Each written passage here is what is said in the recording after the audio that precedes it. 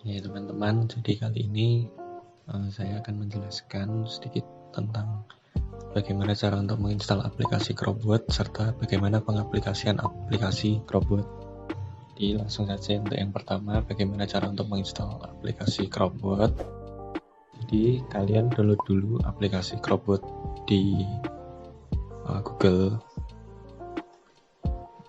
Besar filenya hanya sebesar 3 MB. Jadi saya download aplikasi Chrobotnya di link ini.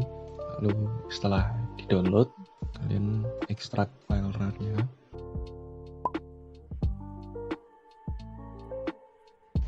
Nah, jadi seperti ini akan keluar aplikasi setup untuk menginstal.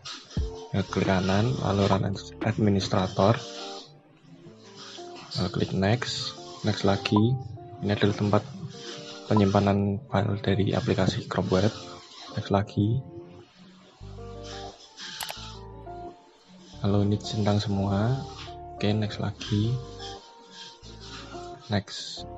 Nah, untuk additional text-nya bisa disesuaikan. Untuk data dari aplikasi Chrobot-nya bisa langsung otomatis dibuka oleh aplikasi Chrobot. Dan install. Oke, aplikasi Chrobot sudah terinstall. Tanda ini bisa dicentang untuk langsung memulai aplikasi Chrobot. Kalau tidak ingin ya dihilangkan centangnya saja. Oke. Berikutnya adalah penjelasan mengenai pemakaian aplikasi Chrobot untuk menghitung kebutuhan air irigasi. Pertama, buka aplikasi Chrobot yang telah diinstal sebelumnya. Berikut adalah tampilan dari user interface aplikasi Chrobot. Untuk melakukan pengaturan, klik setting lalu option.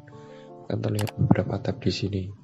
Kita dapat mengatur satuan dari data cuaca di tab climate, mulai dari temperatur, kelembapan, dan lama penyinaran. Pada tab rainfall, dapat diatur data curah hujan yang digunakan.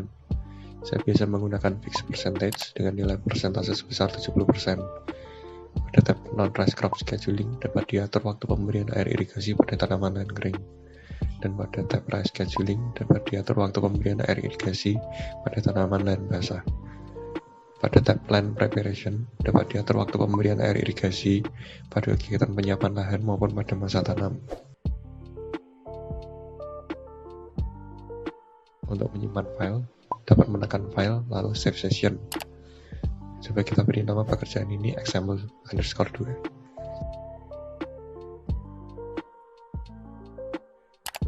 Untuk melihat tempat penyimpanan file atau pekerjaan, klik setting, lalu file, location. Sekarang mari kita coba pengaplikasian dari Chrobot untuk menghitung kebutuhan air irigasi. Pertama, masukkan data klimatologi, yaitu temperatur, kelembapan, kecepatan angin, dan laman penyinaran sesuai dengan satuan yang telah diatur. Kita coba menggunakan file yang telah saya buat sebelumnya.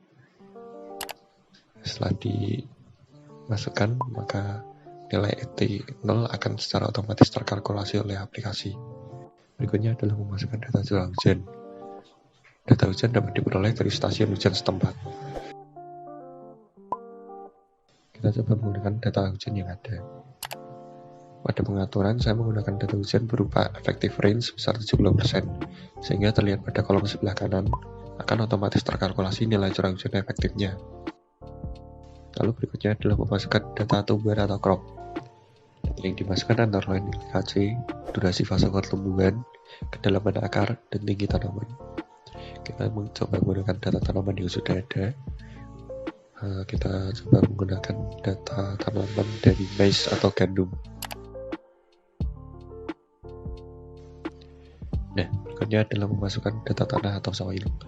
Pada data tanah dapat dimasukkan data infiltrasi, kelembapan, dan kedalaman akar maksimum. Kita coba menggunakan data tanah yang sudah ada. Pada data ini kita coba menggunakan data tanah lembu hitam atau black clay soil.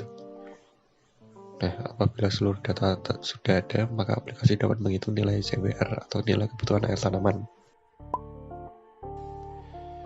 Dari tabel yang ada, dapat terlihat nilai kebutuhan air tanaman pada tiap fase pertumbuhan tanaman.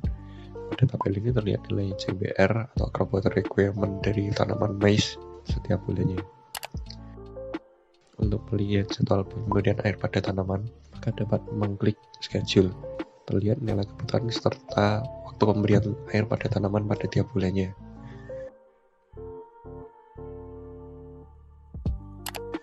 Aplikasi CropWet juga dapat menghitung nilai kebutuhan air irigasi dalam satu wilayah irigasi dengan menggunakan cropping pattern atau pola tanam.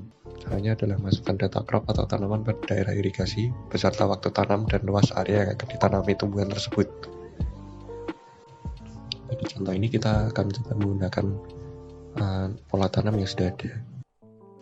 Pada pola tanam ini, suatu daerah irigasi akan ditanami 5 jenis tanaman yang berbeda pada waktu tertentu dengan luas daerah yang ditanami juga berbeda-beda. Kita dapat melihat nilai kebutuhan air irigasi pada skema tersebut dengan mengklik scheme, maka akan tampil seperti ini. Hasil perhitungan akan langsung ditampilkan pada tabel berupa kebutuhan air irigasi pada tiap bulannya dan luas daerah pengairan berdasarkan pola tanam yang sudah kita rencanakan sebelumnya. Untuk menyimpan seluruh hasil perhitungan, klik print, select all, lalu OK. Pilih letak penyimpanan file, lalu beri nama file.